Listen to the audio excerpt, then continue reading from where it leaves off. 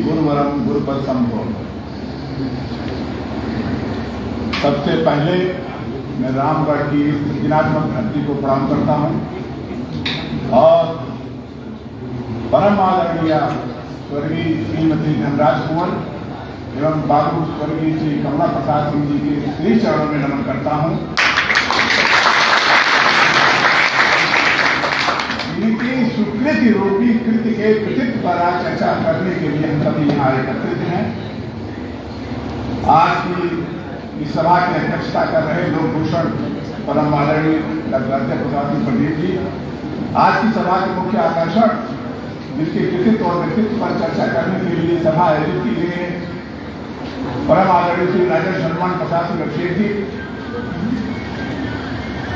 उनके बगल बैठे साहित्य भूषण एवं वक्तृता कौशल से समृद्ध, रचना धार्मिका वक्ता कौशल और लेखन से समृद्ध साहित्य भूषण परम आदरणीय श्री डॉक्टर कमल पांडे जी,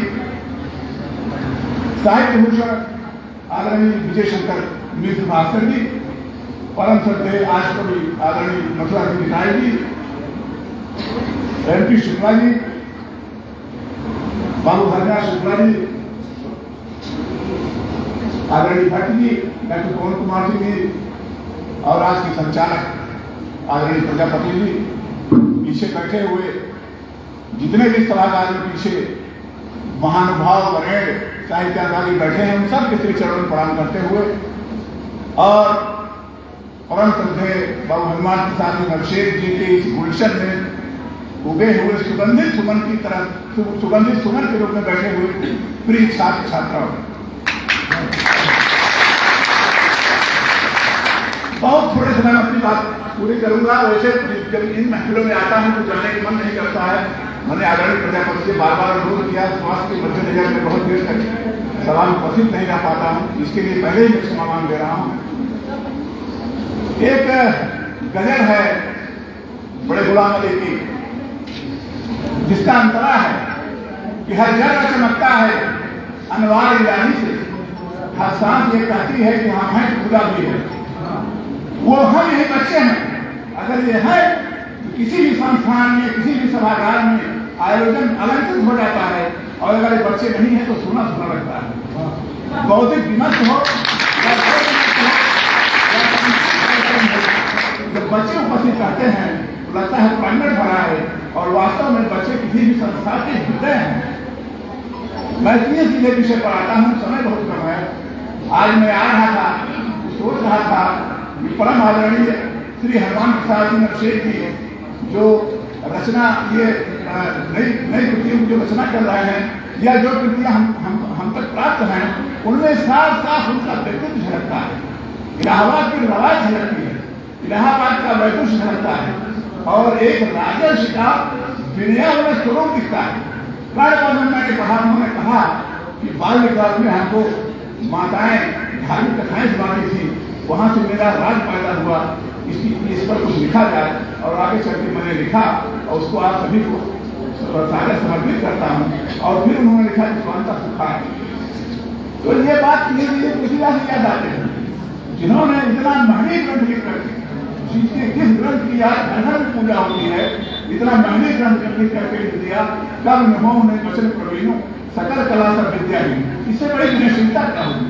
और वो विनयशीलता आदरणीय हनुमान प्रसाद सिंह अभिषेक जी के आमुख में दिखती है, जो उन्होंने अपने पुस्तकों में लिखा। इनसे मेरी मुलाकात 2008 में हुई। आदरणीय और रामकृष्ण जी की कुटी पे आए करते थे, तब खाली भौतिक परिचय था, लेकिन उनके कृतित्व के परिचय धीरे धीरे कर हुआ जब उनकी पुस्तकें में पढ़ लिया।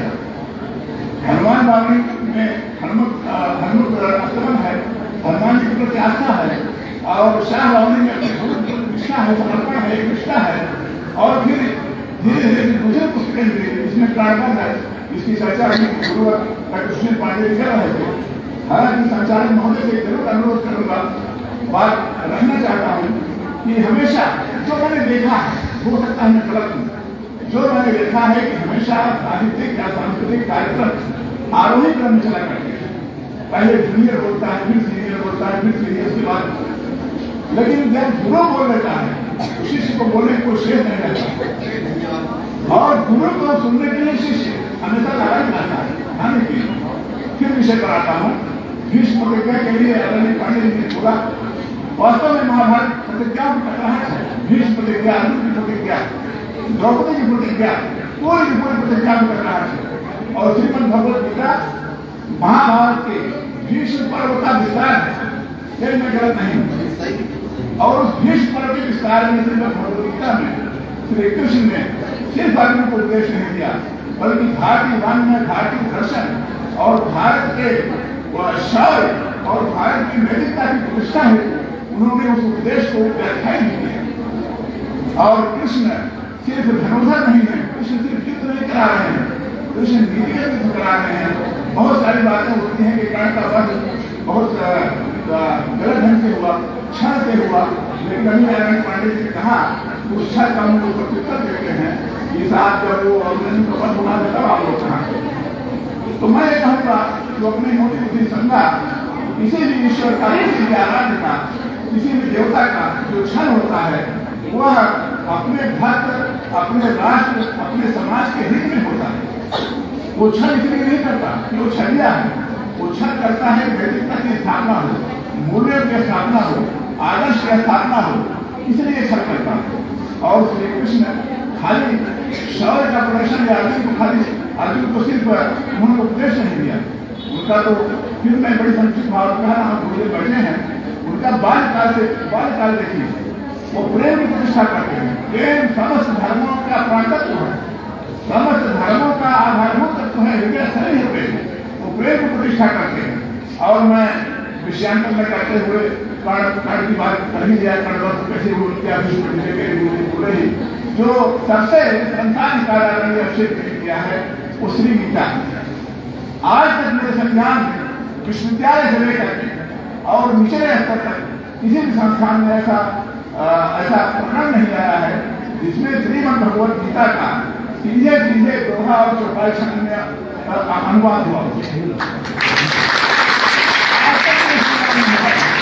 बड़े लोग गीता लिखे, गीता पर अंग्रेजी में टीका लिखे, दुनिया भर के भाष्य लिखे गए, लेकिन श्रीमद् भगवत गीता को दोहा और चौपाई छंद में सरलीकृत रूप में लोगों को सामने परोसना अगर संस्थान का है, वो संस्थान का बड़े अच्छे किया है, जिसके लिए मैं कृतज्ञ आभार व्यक्त करता हूँ। फिर से कर्ण हो गया, भीष्म प्रतिज्ञा हो गई, और पारस और वर्षे इसकी चर्चा अभी भट्ट जी ने नहीं किया कि प्रकृति का सांगोपान के ऊपर है। तो कुल मिला करके मैं ये कहना चाह रहा हूँ कि जो व्यक्तित्व है वो व्यक्तित्व में साथ साथ दिखाई पड़ता है। एक अनुरोध और कहीं एक कथा कहा था, 2 मिनट में बात कर रहा हूँ। एक अनुरोध हो कि अब तक सब पर काम हुआ, कर्ण पर कहा गया, भीष्म पर कहा गया और अर्जुन पर कहा गया, कृष्ण पर कहा गया, लेकिन अभी तक जो बहुत विस्तार नहीं मिला, राधा पर भी जो कुछ नहीं कहा गया। जबकि राधा कृष्ण की एक के व्यक्तित्व की अर्धांगिनी चाहिए।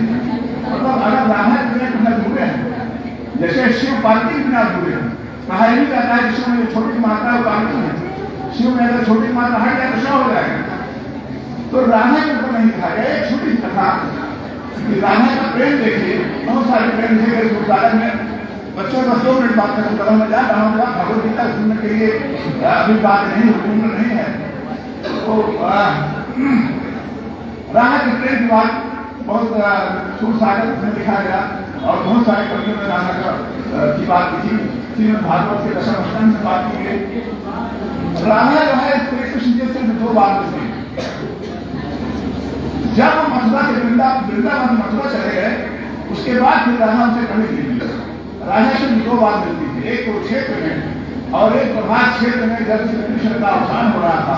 उन्होंने कहा सभी ब्रजवासियों को बुलाया जाए, मैं आशीर्वाद में लेना चाहता, आशीर्वाद में लेना चाहता। तो सारे लोग गए, रुक्मिणी जी राधा गई। जब राधा गई तो राधा ने कहा, हे कृष्ण मैं आपको प्रणाम करती हूँ। कृष्ण ने कहा कि आज जीवन में पहली बार तुमने अपने मुंह से कुछ उच्चारण किया है, अगर तुम कहाँ का फिर। तो राधा का जवाब सुनिए। राधा ने कहा कि जब मैं कहाँ कहती थी तब तुम कहाँ थे, अब तुम कृष्ण हो। मैं अपने तर्क दे रही हूँ, सबूत दे रही हूँ अगर मान लोगे तो ठीक है, नहीं मानोगे तो हम तो आपके अंशर है ही। राधा से रुक्मिणी से मिलन होता है, उसको महाकवि सूरदास ने लिखा है कि राधा और रुक्मिणी ऐसे भेंटती हैं जैसे एक ही पिता की बिछुड़ी हुई बेटियां बहुत वर्षों बाद मिल रही हैं। राधा ने कहा कि मैं कान्हा तुमको इसलिए नहीं कहूंगी, जब तुम कान्हा थे तब तुम वरमाला पहना करते थे, और उस वरमाला के लिए हम सभी सखियां वन में जंगल में घूम घूम करके 7 जंगलों में कुछ लाते थे, और उसमें कभी हमारा कपड़ा पड़ जाता था, कभी बाहों के खरोच आ जाती थी, घर में डांट खाते थे। लेकिन जब हमारे बनाई हुई वरमाला को वहां लेते थे तो हमको लगता था कि हमको तीनों किलो मिल गया, हम तृप्त हो जाते थे। घरों की डांट में हमको उतना ज्यादा भावती नहीं थी, हम तृप्त हो जाते थे। अब तुम वरमाला के स्थान पर खिले जवाने चढ़े हुए आभूषण पाते, तुम अगर कान्हा होते तो तुम सुदामा के पास नहीं जाते, सुदामा तुम्हारे पास न आते। तुमने गीता में कहा कि मैं ब्रह्म हूं, ऑलरेडी पूरा का पूरा गीता कंसेप्ट है, इसे ध्यान कहा मैं ब्रह्म हूं, तो मुझे शुरू नहीं कहा है, उन्होंने कहा मैं ब्रह्म हूं। तो राधा ने कहा कि तुम अब ब्रह्म हो, इसलिए कहना नहीं कह रहे हैं। तो कृष्ण ने कहा कि चाहे जो कुछ कहो मैं तो तुम्हारे आगे हार रहा हूं, लेकिन एक बात बताओ, राधा तुमको याद करके मैंने कई बार बोला, मेरे आंखों में कई बार आंसू आए। राधा ने कहा कि तुम तो रोए हो, लेकिन मैं रोई नहीं, रोई इसलिए नहीं कि तुमको याद नहीं किया, इसलिए कि कोई दुख आता है उसको याद किया जाता है, तो हमारे जीवन में हमेशा सहायता है। और रोई इसलिए नहीं, हमको तो हमारे हाथ में जो हम घुटेंगे तो मेरा कान्हा नीचे गिर जाएगा, इसलिए मैं रोई नहीं। मैं कहीं कान्हा को नीचे करता नहीं देखा चाहती, मैं रोई नहीं, हमारे आंखों के नीचे घुटेंगे तो हमारा कान्हा गिर जाएगा। और आज इसीलिए तुमको कान्हा नहीं कह रहे, तुम कान्हा जब कृष्ण हो। कृष्ण ने कहा कि मैं तुम्हारी सारी बात मान लिया, अब तुम ये बताओ कि मैं तुम्हें क्या दे सकता हूं। उन्होंने कहा कि मुझे कुछ नहीं चाहिए, मुझे तो आपका प्रेम मिल गया है, बस मुझे यही चाहिए कि जब भी कोई आपका नाम ले उसके पहले राधा जरूर लगे। जिस मंदिर में आपकी मूर्ति आपको देखना स्थापित हो, उस मंदिर में राधा कृष्ण का नाम लिया जाए, जिस राम का नाम लिया जाता है। सिर्फ एक अपवाद का नाम मंदिर में राधा नहीं, और सारे भारत में सारे कृष्ण में राधा कृष्ण का नाम लिया जाता है। फिर राजा ने कहा, उन्होंने कहा कि कोई और इच्छा बांसुरी का सुना। उन्होंने कहा कि यह बहुत विपरीत प्रकार करने जा रही है, अब बांसुरी का आखिरी बात सुना। श्री कृष्ण ने बांसुरी बजाया और अद्भुत तरंगाई हुई, और ऐसा लगा जैसे पानी की लहराहट आसमान पर जाएगा।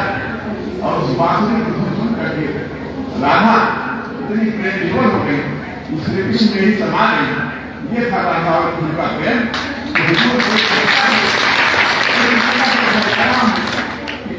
चर्चा हुई, बहुत अच्छी किताब आई है, श्री गीता पढ़ने की किताब जो अभी में है, 222 में है, और फिर विज्ञान पढ़ने की किताब आई। मैं गुजरात से जा रहा हूँ, एक अन्य साहित्यकार होने के नाते, एक खेत से उठे गणेश के नाते 11वीं